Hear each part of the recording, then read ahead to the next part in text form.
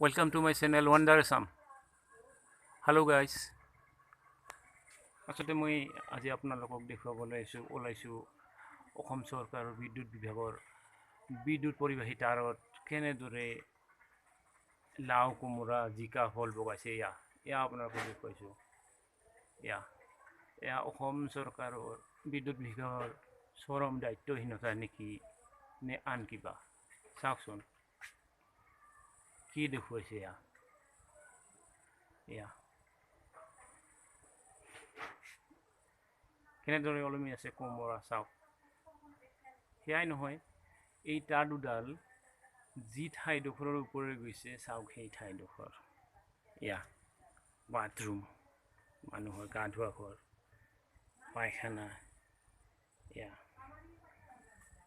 Tubewell, আৰু ঠিক তাৰে ওপৰেৰে গৈছে এই তাঁৰ দুডাল এনেদৰে। চাওক, ভাতকেৰেলা, ভোল আৰু কোমোৰা।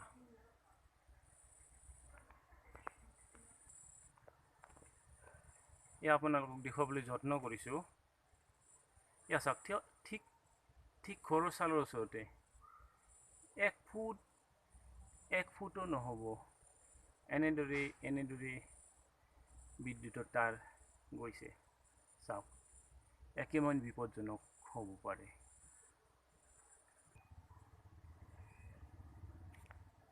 চাওক, আপোনালোকক দেখুৱালোঁ। যদি আপোনালোকৰ ভিডিঅ'টো ভাল লাগিছে তেনেহ'লে ছাবস্ক্ৰাইব কৰক, লাইক কৰক আৰু শ্বেয়াৰ কৰক।